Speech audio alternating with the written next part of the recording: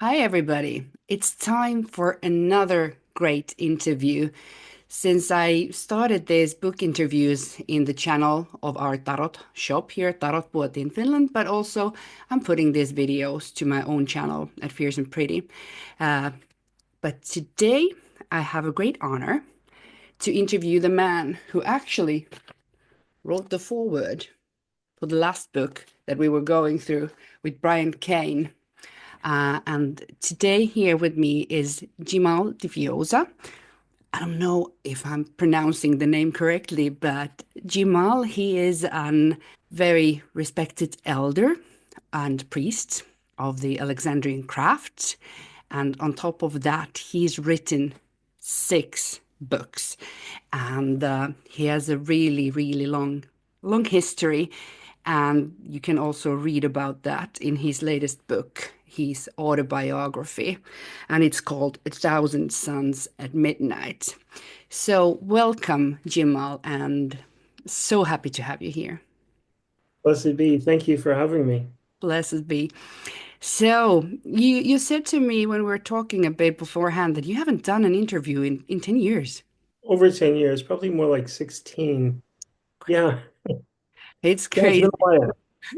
It's an honor because as I said to you, to me personally, it is so important now that we have this huge shop here in our small country that we also carry these valuable books by elders and initiates and throughout the whole spectrum, because today we have young people coming up with new ideas, but I really love the older books and the older stories. I to go as deep as we can all the way back to people like Alexanders and Maxine Sanders or Gerald Gardner and whoever.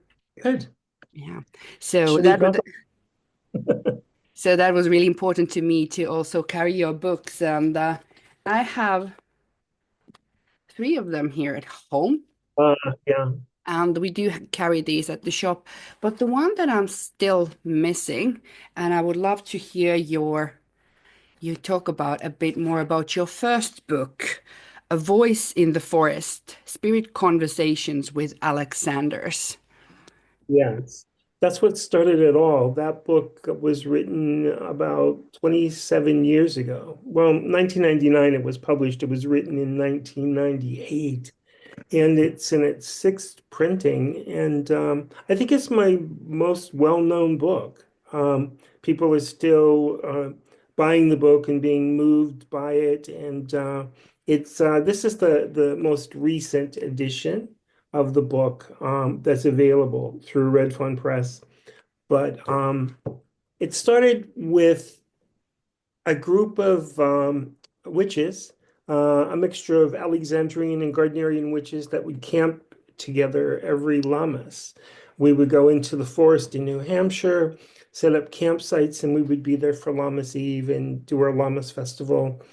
And one evening, we were kind of bored, and somebody had brought a spirit board, a Ouija board, we would call it by trade name. And we started trying to communicate with spirits, and a spirit very readily identified himself as Alexander's and started providing messages, really detailed messages to individuals that he knew, that he had requested that we deliver these messages to, messages about the craft, about the afterlife, and we were kind of skeptical. So there was somebody there who had actually known the man, and we devised a little test to see if it was really him, and he passed the test. So we just wrote everything down. We didn't quite know what to do with the information, but the communication with him continued over a period of time, and I felt moved to publish it. How And did so I how did. how did you feel initially when that happened in that moment? I can't even imagine being with the Ouija board and this going on. It was very it's hard to explain because you're experiencing something that seems to be very real. The messages are very precise. You're caught up in that moment, but there's also that human element in your head thinking, this is crazy. This really isn't can't possibly be happening. And even if I believe that it's happening, nobody's going to believe me if I tell them that it's happening. But I felt so compelled. I felt so sure. And there were a group of us. So it was a lesson in social behavior because the group split immediately. Oh, this has been very interesting, but you can't possibly make these things public because people will ridicule us. They'll think that we're making it up. They'll think that, oh, who do you think you are that Alexander's contacted you? No, this is 10 years after the man died. 10 years. Yeah, And so the premise is his spirit is sort of hanging around, hoping to make contact with somebody who will deliver a series of messages to the greater magical population. So out of the group of maybe 20, 4 people remained true to the project. And they said, we have to stay on this. We have to continue. We have to get as much information as possible. And then I very bravely said, I'm going to publish it. And I self-published because nobody would touch it. yeah. But the reaction to the book, that first publication was so strong. People were just moved beyond words, and it had nothing to do with me. It's the messages in the book that are just so powerful that people related to. And then, of course, the personal messages that went out to people who actually knew him were very well received too. And we started to get validation from people. Oh, this has to be him. Nobody else would have known this. There's information in the book that nobody knew. There's no way that we could have just made it up. So it was pretty amazing. And the book's been published it was published again in 2004 by a legitimate publisher, a pagan publisher who kind of pushed it out into the universe. And then it's been published again maybe 4 more times, most recently by Red Fawn Press. But yeah, it's an amazing book. Is like I really need to get it to our store too. But this is like one good example because the latest book that I've now been reading is your autobiography. And you've had an interesting life. And like so many like even a bit scary and dangerous things going on there amongst everything. But even I can't even imagine that witches gathering around. Normal people think that we are crazy anyway, but when we are doing something like connecting with Alexander with Ouija board, and then we think, are we crazy? So so that's amazing.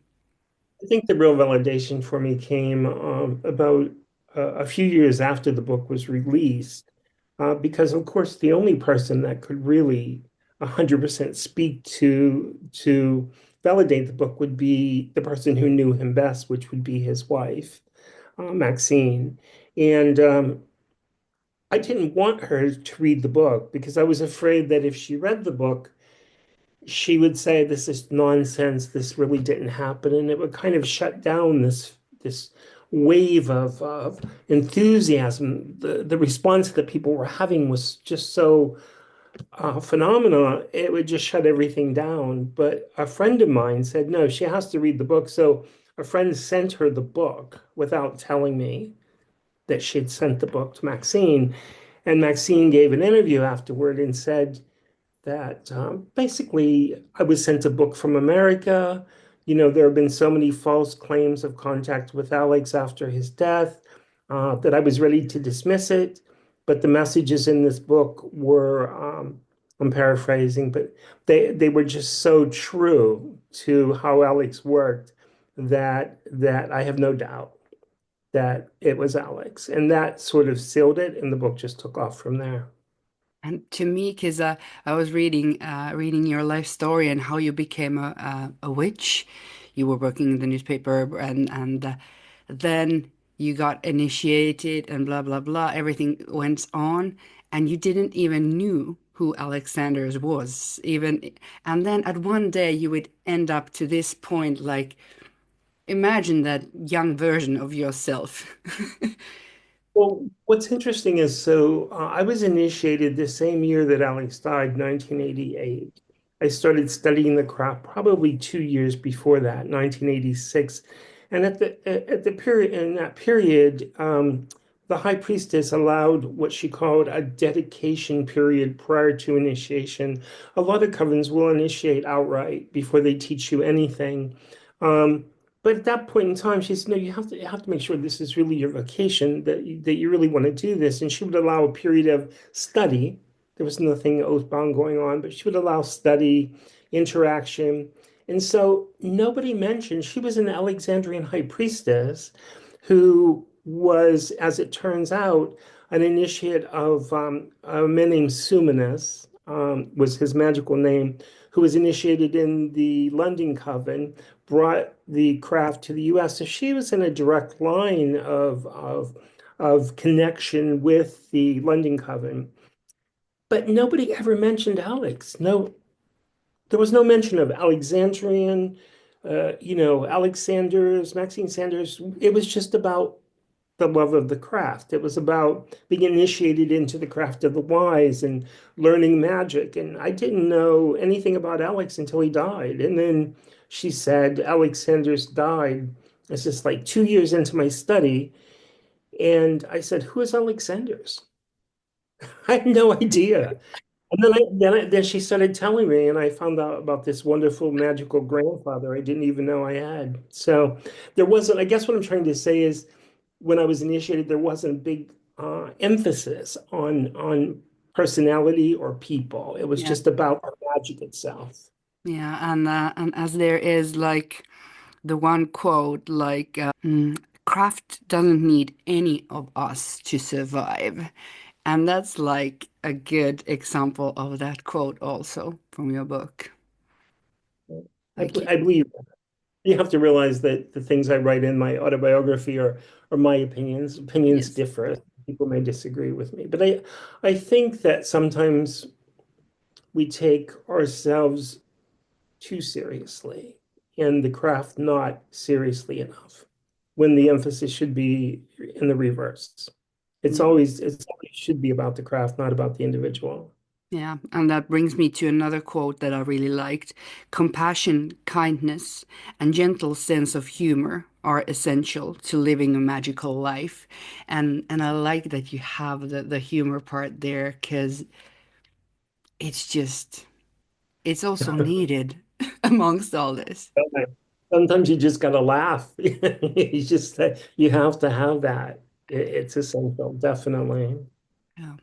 And for me, the path of the craft is like constant awe and surprises, and it's just you never get like not surprised anymore. And then I love when we have people like you writing because we have a lot of books as we talked about like Maxine and Alex and also Gerald and stuff. But of course, my main interest is the on the Alexandrian lineage.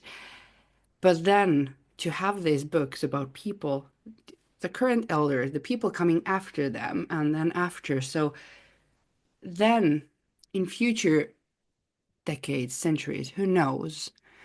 Then they are reading these books and then like finding all this stuff and we have more that we can know about and live and see how the craft has taken its roots and survived, how it has moved through us all. Well, it's our history, Yeah. you know. But everybody has to realize that they're a part of that history, right? So today we're talking about things that happened 30 or 40 years ago, or maybe longer ago, if you talk about Alex's life and the origins of the Alexandrian tradition. But we're a part of that history. We're making history today, just having this conversation. So I think that that's what really motivated me, especially to do the interview books with people, because somebody has to write this stuff down because when people die, it's going to be forgotten. We need to start paying more attention to now and not just focus on the past Yeah. and the future of itself. But the way I see it, the craft is never going to die. As long as there's people standing and breathing and walking on earth, it should never die. It should go on, and that's a beautiful thing to think about it. Yeah, and as I spoke in my last interview with Brian Kane, about the fact that if the younger version of himself could have like realized that one day a person like me here in Finland on the other side of the world is reading his book when I'm doing my seeking, and it ends up guiding me and giving me all the brutally honest, like, are you sure you want to get initiated? And I'm like, yeah. But now afterwards I highly respect that he also wrote that is is not always the easiest path. Things tend to happen. Yeah, no, it's not an easy path, but life is not easy. We all have our challenges.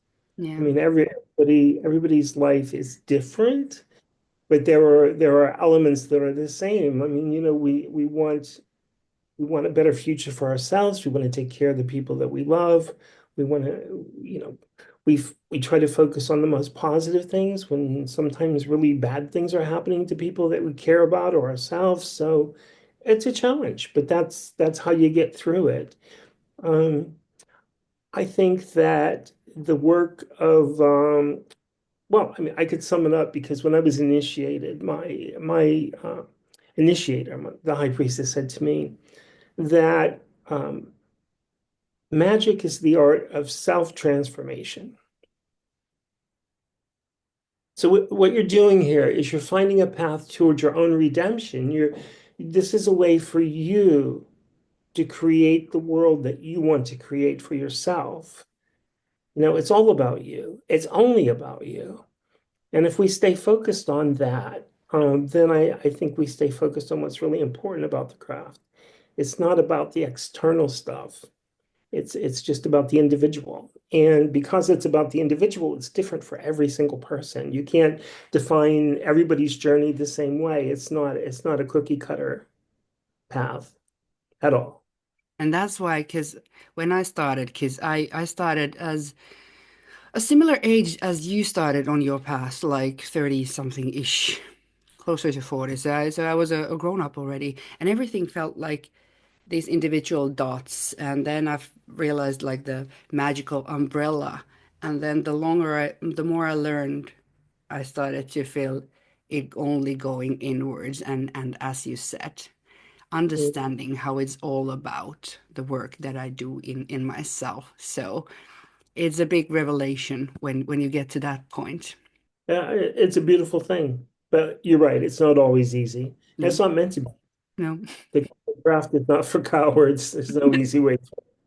no, no, and it's certainly not boring. But No. about the second book, All the King's Children, it has like you've done two parts of these interviews, a place at the table and All the King's Children. So these are like interview with uh, different initiates. These books. How did you get the idea to do this?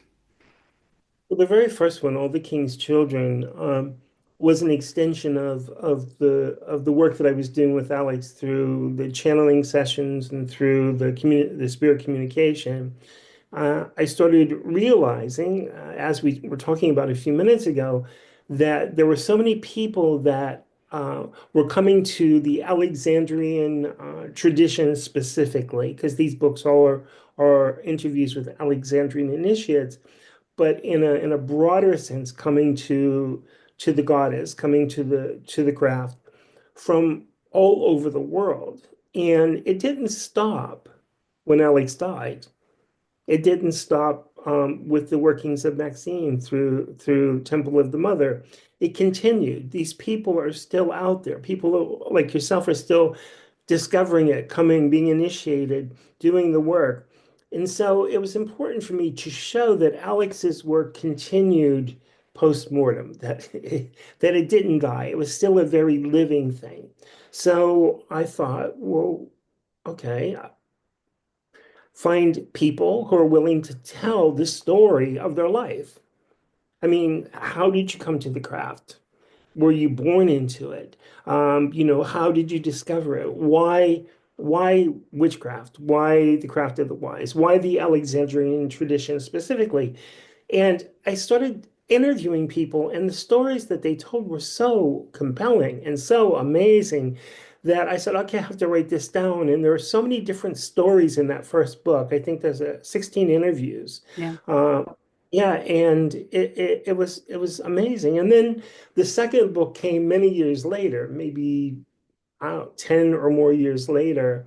And I'm thinking, okay, it's still continuing, honey. It's still continuing. There are new initiates coming. Look at yourself. There's people coming every single day to this. The Yeah. stories don't stop here. So I'm going to do another series of interviews. My intent was maybe to update the first book. But I said, no, no, no, I have to start again. So I did a second book of interviews as well. That was a place at the table to just show the continuing of the Alexandrian tradition into the present time. Um, and if you look at each individual story, it's almost like a novel of its own, right? Because they're all so different. Yeah, and these are also nice books to read because they are, people's attention span isn't what it used to be. So so it's good for that too. But in this one, All the King's Children, there's one of my absolute favorite quotes. This really, when I was starting to learn the tradition and everything, when I read this and when I got to experience this really moved me, and I'm gonna read it to you. When I raise my tool to cast a circle, it is not just performing an act, it is something in which my whole being is partaking. It's not a drawing hand anymore. It's a heart that comes forward through the tip of the blade. That circle was cast around me when I was initiated, and around my initiator when he was initiated. I cast the same circle around my students when I initiate. It all becomes a part of an imprint into family. Every time I raise my tool, I am re-inscribing the circle that has been put inside me. Every Sabbath and every Esbeth, I am aware that the circle is being cast elsewhere by people who are kin, who are speaking the same words and doing it the same way. As a result, I am never casting alone. 1,000 hands go around the circle on multiple layers and places. Yeah, yeah. I remember the interview with the young priestess. Amazing, but that sort of sums it up, right? None of us are ever alone. Mm. Every time we cast a circle, we're doing it with other people, and may it continue. Yeah, and also when I was reading the last parts of your of the Thousand Suns, there is the story about the balloons in the sky, and that kind of those spots have the similar feeling to me. They both gave me goosebumps Mhm. Thank you. Yeah, that about was that. pretty amazing. So when you were doing all these interviews, did you do them like on the phone or via emails, letters, face to face? How was the process going with these interviews in these two books? It took a lot of effort on everybody's part because a lot of the interviews happened with people that were living outside the US. I was in the United States at the time, and I was working a full-time day job. So with the time differences between Europe and I think we did interviews in Australia, New Zealand, the scheduling was key. So I developed a routine where I would get up at 3 o'clock in the morning. I'd set my alarm for 3 in the morning. Ouch. The writer. Yeah, 3 o'clock in the morning. And we'd schedule the interviews accordingly, right? Depending on the time zone. But I found that by doing that, I can generally touch everybody I needed to. And then they were just internet interviews, like video interviews, like we're doing that I would record, and then I would transcribe the interview afterward, and then work it into the narrative of the stories I wanted to tell about people. And then there was the back and forth, exchanging drafts of the stories, making sure that I had represented the individual correctly, quoted them correctly. That was fine tuning. But yeah, so generally 3 o'clock in the morning to maybe 6 or 7 in the morning, and then I would get ready and go to my day job in Boston. Yeah. That's devotion. And I love the fact because nowadays everybody's doing online content And who Yeah. knows, like with internet and everything, it's not nothing tangible. For example, I love the fact that we have these books around the world in different countries, in different bookshelves. They are not all in the Alexandrian library, which which gets destroyed. So they are everywhere, and some of them will survive Oh, hundreds of hopefully, years. hopefully. Yeah. So I think it's amazing that we still do create actual physical content, even with the modern people in the craft.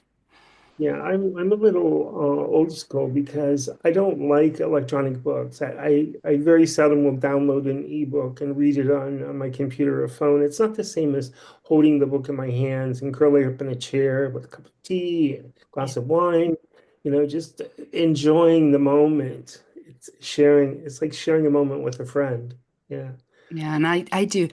I do underline, I do write in my books. I want them to live, and I love to leave some piece of me into that book. When another person reads it, a book from me, then they will also see me and what moved me in the book. And of course, on Kindle you can do that, but it's not Mm, the same. yeah. Not the same. I agree. We're on the same page. Yeah. But then a totally different type of book, and the actual first book when I found you and your work, because I was in my seeker phase, really trying to know everything about Alex and Maxine and everybody, and trying to figure out who's who and what's what, was this one. A coin for the ferryman, the death and life of Alexander. So this was my first book by you, and this is not an interview. This is a whole different thing. It's a biography of Alexander's, the first biography of Alexander since the June John's book, King of the Witches, back in 1970, 71.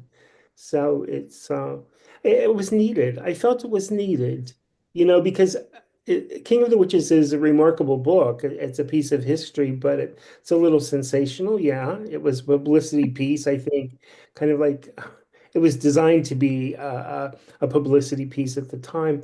And I started thinking, well, what happened to the rest of his life? I mean, this ends there. I mean, the man lived until he was, I think, 64, maybe 60, 64-ish, 66, and he died young.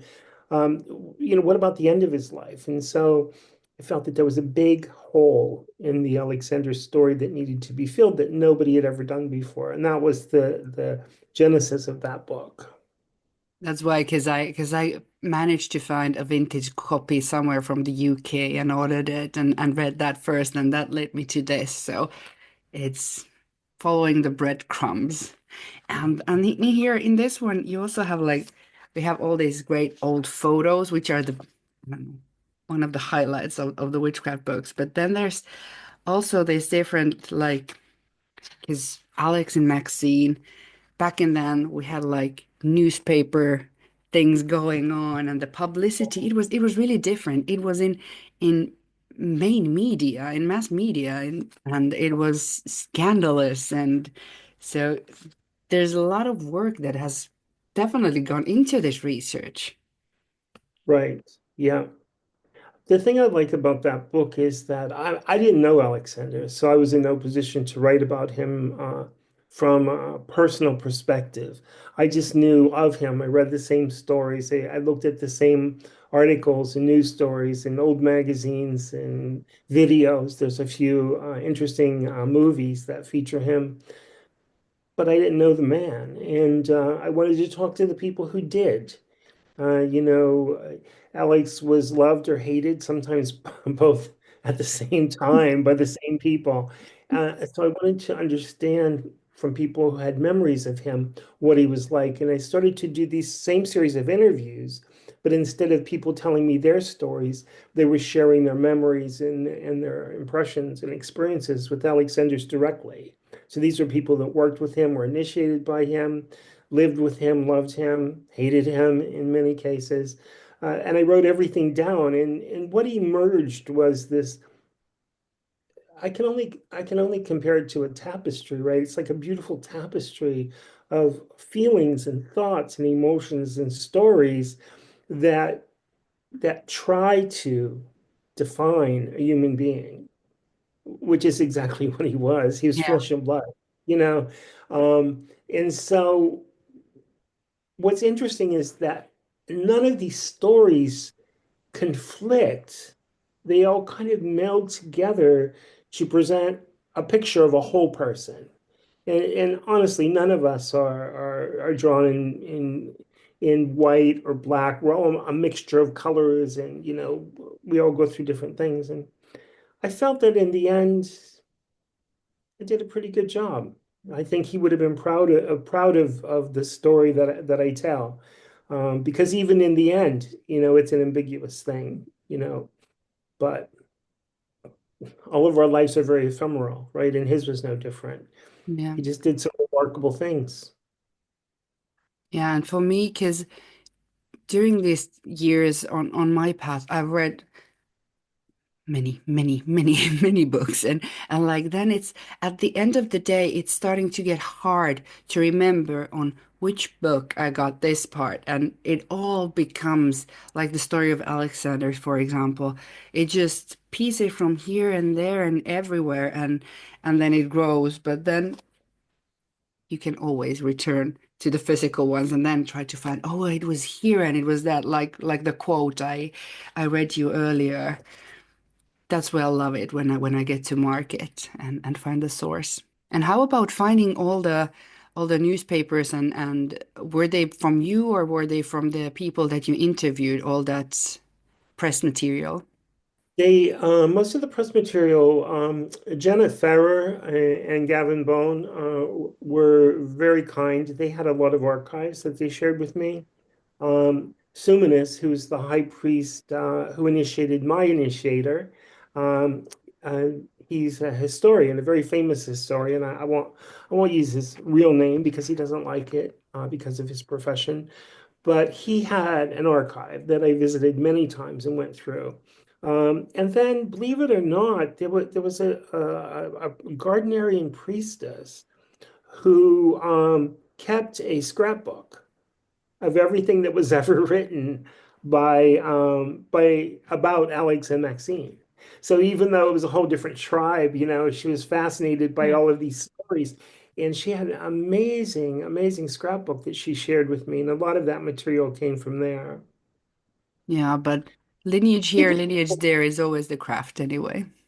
Yeah, I think people saw it as almost like a community project. Even people that didn't they weren't fans of Alexander said, "Oh, if you're going to write this, at least I have something that I can contribute."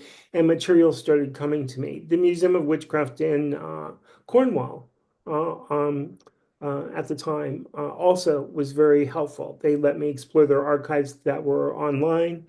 I actually went to the museum and went through some material in person there. So it came from a variety of places, and hopefully I've credited everybody properly in the book because they were amazing. Was it a longer project than the other two books about with the interviews? You would think it would be, right? When I told this historian in Massachusetts I was going to write this book, he said it's going to take you years because you're going to have to go to the UK, you're going to have to go and dig up all these public records if you want to do it properly. And I said, I don't have the money to go to the UK and do this research. It has to be done online. It has to be done through connections with other people. But it all came together, I think, in 10 months, start to end. Wow. Yeah, it was like one of those projects that just had to manifest on the physical plane. And I was the one putting all of the bits and pieces together, and it all came together.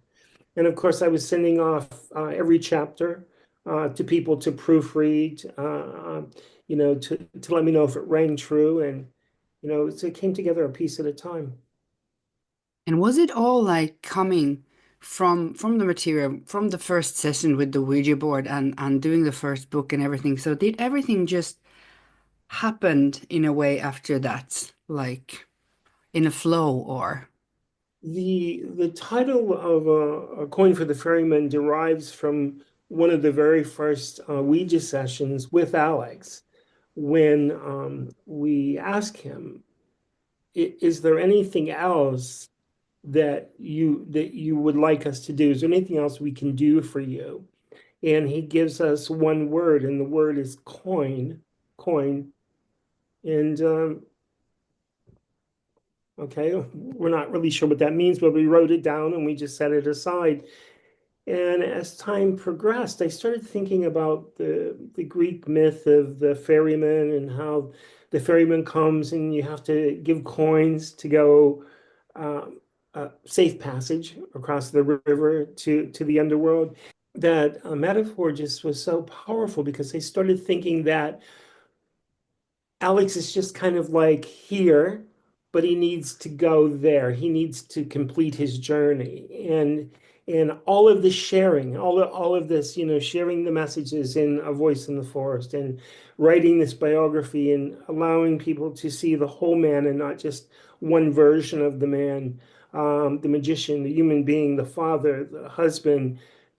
I felt that it was pleasing in a way to the spirit, and then he could finally rest. And that's where the title of Coin for the Ferryman comes from, because I felt that it was just what was needed to give him his rest. I have a personal story. My mother passed soon 2 years ago, and I was fortunate enough to be by her side when she took her last breath, and I was with her for 4 days. But then when I uh, the car came to pick her up and stuff, I put two coins in a little pouch and gave her the coins, and I said to the men, I don't know what you call those in English, the people who take the body. So I told them to be putting them the coins into mom's coffin, and they took them with her. So That's beautiful. I'm so sorry for your loss. I lost both parents a few years ago. The death of a parent, it's life-changing. It's very yeah, difficult. Yeah. yeah. But to me, it was I had Sharon Day's book, which as a psychopomp with me while I was there for 4 days, and for me, craft was really a part of that process. It gave me so much, courage and strength and depth into that situation when I was with my mother for 4 days and nights. I was sleeping on the floor and everything. And it gave me the tools to Yes. really deal with the situation with the best way possible. And it's been one of the most beautiful experiences in my life because my mom she gave birth to me, and then when I was giving birth to my daughter, she was there. And then I was there when she passed. And then I really wanted to make sure that she has the coins because she wouldn't want to be talking to a Ouija board and asking for the coins. That's beautiful. Yeah. Thank you for. Yeah, I think that our religion does prepare us to deal with the whole cycle of life, death and rebirth in a way that other religions don't not. I think other religions do a pretty poor job of it, particularly Christianity. But understanding that death is just another phase of what we go through. It's never the ending. That's very helpful. It's comforting to me. Yeah. So that's why, normal people struggle when I tell these stories, but I know that you you really can relate and understand and you're not shocked by the No. fact. But it's all about that personal work and that stuff. Do you have anything else that you wish to share about this project? I want to do a shout out to Galatea Pendragon. So Galatea was one of she was the maiden of the London Coven at some point. She was one of the first initiates in the London Coven, which people falsely say was the first Alexandrian coven. It wasn't. There was a coven functioning in Manchester years and years before the London Coven. But Galatea helped me immensely because she loved Alex so much. And a lot of the anecdotes and the stories that are in A Coin for the Ferryman derive from her. So between her and Maxine, I felt that I could obtain a more complete picture of what Alex was all about. So thank you, Galatea, if you're listening to this. Yeah, and the thing that I love is is when people want to portray an honest picture, as you wanted, to talk about all the good and the bad and the ugly, everything that it's not just polished like today's social media, and today you might get so false image about everything, like when everything is perfect, like when nothing is perfect, and that makes it perfect when it isn't perfect. No, when I was initiated, there was no social media. There was internet, but it was for business purposes. Nobody had computers at home. Nobody had a cell phone. There was no easy way to communicate. You actually had to write letters and put stamps on envelopes to send messages back and forth. And now it seems prehistoric to even admit that I lived in that time, let alone was initiated in that time. But I think that not that my education into the craft was better than anybody else's, but I appreciate the fact that I had that experience without social media, because now social media, I think it's a wonderful thing, but it's also a horrible thing in many contexts. It's because it distorts Yeah. reality. It distorts reality, and I think that a lot of modern day practitioners rely too heavily on social media uh, when and they kind of perhaps focus less on the individual path of development and more what other people are liking and loving about things they post. So I try to keep it in perspective. Yeah, and that's also my mission at my work, because I now have the privilege to work with my passion. I used to sell pacemakers. I used to work in hospitals, so now I get to work in a metaphysical shop, and I get to meet people, and I get to share all the knowledge that I've gathered. I get to guide them towards this book or that thing, or and I'm loving the fact that we have still like something that really feels true and not so superficial. Right, right.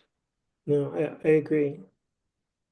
And that's why having like a really amazing book uh, selection is really important for me at the job. So that's why we need to also, and I really need to get The Voice in the Forest and also The Thousand Suns to our shelves. Now I really appreciate the fact I would have never thought had Sammy not mentioned it that my books were being sold in Finland. I had no idea. Yeah, I demanded that. I I wanted to have very, very good selection, but it's because for me, I'm always thinking if somebody like me comes on the path of their seeking and they want to find the information, I want to make it as easy for them as possible because I was I was really digging and I didn't even know. And I had like internet and everything, but it still took a lot of effort to dig in deep and to find my path. But as we all know, who end up as initiates, that the calling is it just is what it is, and it'll take you eventually there if it's meant to be. Yeah, you have to believe in yourself and follow. Well, Alex said something in a voice in the force in one of the sessions. Um, be something like be strong in purpose and be pure in heart, and never stop. He said, never stop because the effort alone carries you forward. So always keep focused on your path, your truth, and you'll go where you need to go. I mean, it can be very confusing for a seeker nowadays because there's so much information on so many different paths you can take, and only the person will be able to tell what's right for them. Yeah. Yeah. And that's why I think it's really important that we have, and that's why when I started to learn about this stuff, I wanted to read as broad as I could to find where I want to go, what resonates with me. But it doesn't mean that we carry all the books from, Satanism to unicorns and everything in between, because there is a path for everybody. And I feel that all the paths lead to Rome anyway. Right. Right. Right.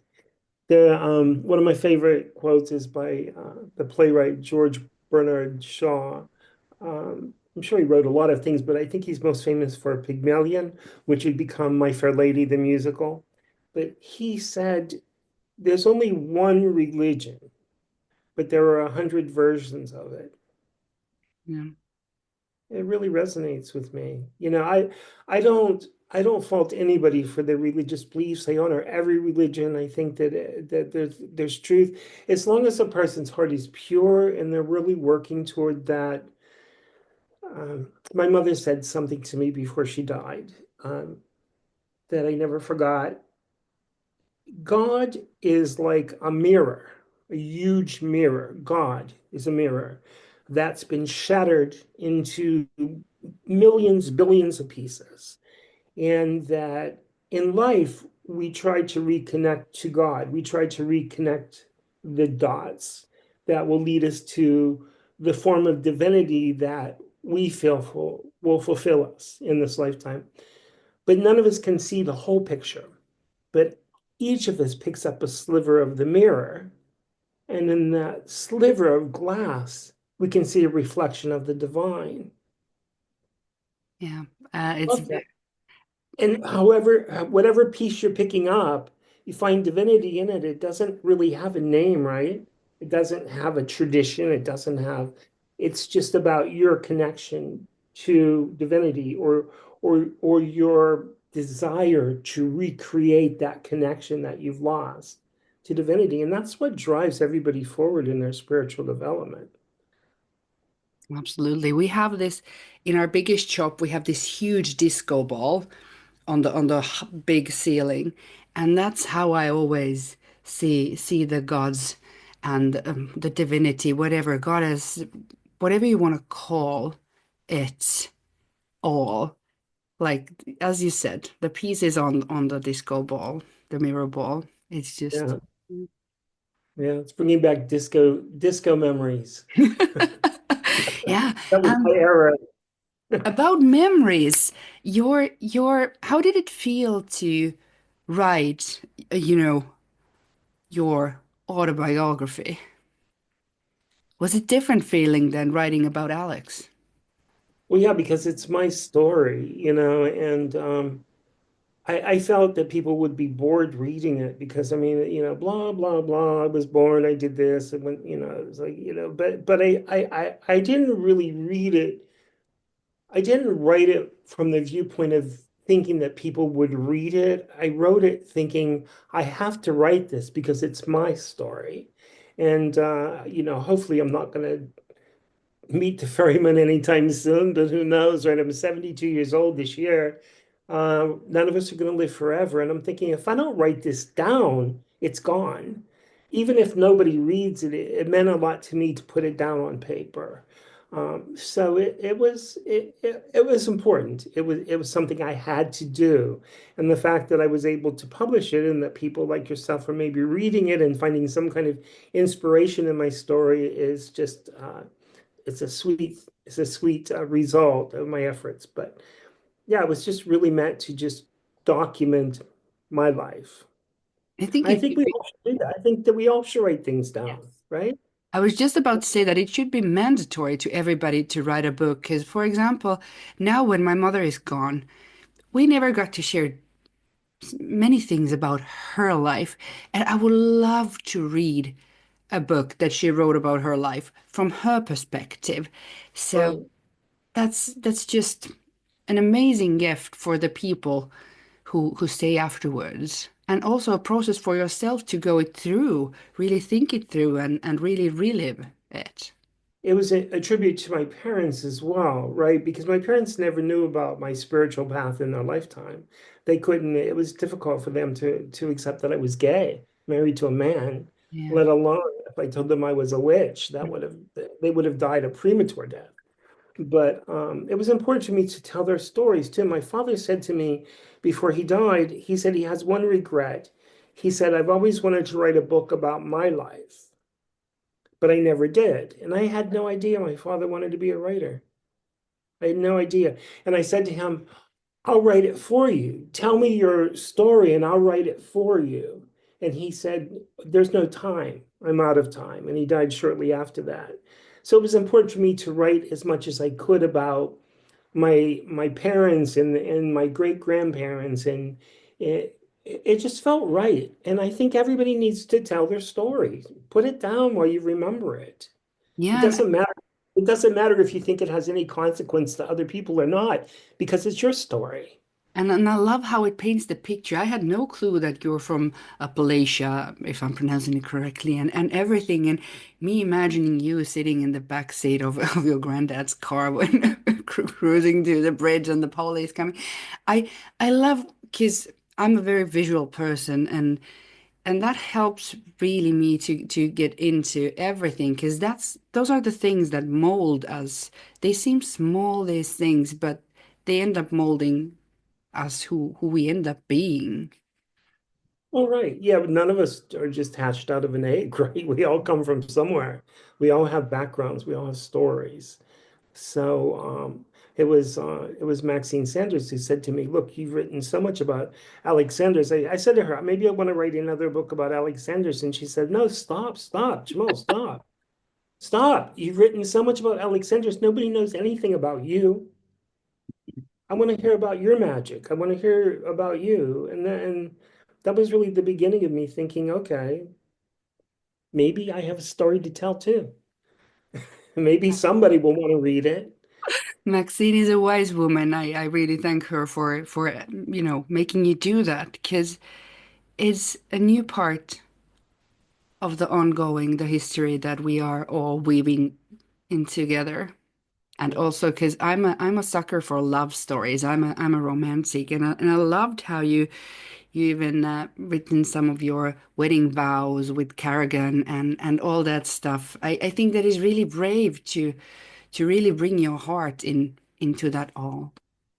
Yeah, I'm not afraid to show my heart to people because that I think that's important. You know, I think there are some people who are hesitant to show their human side because they present themselves as kind of like occult superheroes, or I know it all, or been there, done that, and if you cut any of us, we're going to bleed. We're human beings, you know. I can respect people's accomplishments and their spiritual attributes and where they want to go in life, but when you get right down to it, we're just flesh and blood. And I really liked the quote that you had there about something about a dog knowing more about magic than you at the end of the day. I've had conversations recently with people who ask me to define magic. Tell me everything you know about magic, and I keep saying I don't know anything about magic. I know about self-transformation. I can tell you what I've been through as a person. I can tell you about my struggles and my triumphs and all of that. I can talk about me, but I can't tell you what magic is because you have to discover it. And a conversation recently with somebody that was very troubling because a young witch with tremendous potential, but he's focused on power over. Oh, you have to have power over spirits and entities, and it's all about. I said it's not about that. You're going down the wrong road. You're going down the wrong road. You're going to destroy yourself in the process of trying to control spirits and entities and conjuring demons, and that's nonsense. I'm not saying those things aren't real, but that's not where your focus needs to be. The magic comes from within. This is the kingdom that you need to conquer. And it's as foreign and as strange and as challenging a kingdom as anything you can dream up because it's inside you.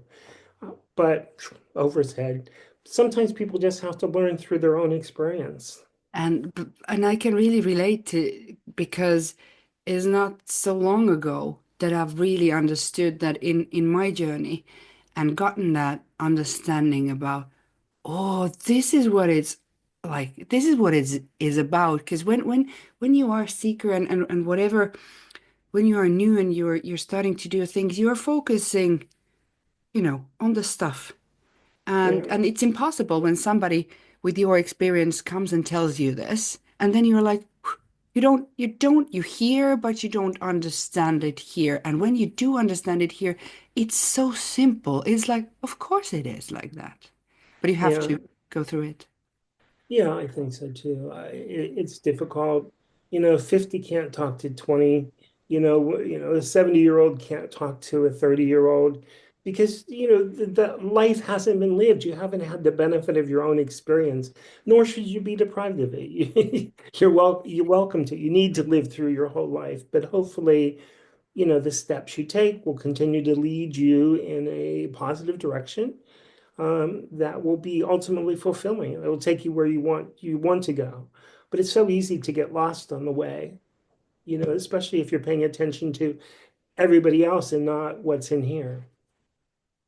Before we wrap this interview up, I would love to hear like, how do you feel now after 6 books? What have you gotten out of all this process of writing? On top of the fact that I know what we have gained a lot of knowledge, but what is the main thing for you about this huge process? Well, I couldn't have seen it like 30 years ago when I started on this path, but I think this was my job. This is what I needed to do. I think we all have a job to do, and I think that I fulfilled my job. I don't honestly, I'll say it here because I think it to be true. Um, there won't be another book from Jimahl DiFiosa. I think I'm finished, and I think that a good writer needs to know when he's written his last word. And there's a lot of life for me to live beyond this. I'm not saying I'm checking out, but I think I've done my bit. Now it's time for people like yourself to do what you need to do, to find what your purpose is and do it. People like Brian Kane that are young and they're writing books. I adore him because he's not afraid to put his work out there. Uh, you know, Kerrigan, who just wrote a book on the Yeah. Alexandrian tradition, is working on a second book. Let the young people take over from here. Let them pick up the torch and keep going into the future. I'm just going to sit here and be happy that all of this is moving forward, that people are carrying the banner, so to speak. That's what's important to me. So I recognize I had a job to do. I'm not perfect, right? I made a lot of friends and a lot of enemies on the way, but I did what I needed to do and I feel good about it. And that's what's important. It's fulfilling. The perfect answer. I couldn't even imagine, but I wish that for now I'm thinking the future me. One day I will tell to somebody that that was my job because so far I still don't know what I'm here for, but maybe one day I'll know. But I think it's amazing when you have that really that feeling of fulfillment and completion when you get to close the book and the end of your autobiography was beautiful. I really loved the ending and the last words there. So it's also a really great place to stop if you feel like that. Thank you. This has been a great conversation. I really appreciate you and the time you've given me, and it's been wonderful. Thank you. It's been my pleasure to me. The younger version of me could never have imagined that I could have the opportunity to sit down with people like yourself and or like Brian and the future people that I get to interview. It's it's mind blowing. I'm like, what's going on? But that's life and that's the beauty of it. But it's all about also about being brave, as you were being brave about writing the books. You didn't worry if you got friends or enemies. You were brave on your mission. But for me, it was kind of scary to send a message to Brian Kane when I wasn't even initiated living here in Finland and asking like, "Can I do an interview of you to my teeny tiny YouTube channel?" It takes balls to do that, but then at the end of the day, you see that oh, everybody is just a human being, and we're just here. We're all workers in the vineyard of life. Yes, that was I had written it down here. It was the perfect ending because that was the quote that you have there, how you would describe yourself, and that's the perfect way to end this. It's got to keep picking the grapes. They're not going to pick themselves. So the witches get wine. That's right. Thank you, Jimal, and blessed be you. Blessed be. Bye bye.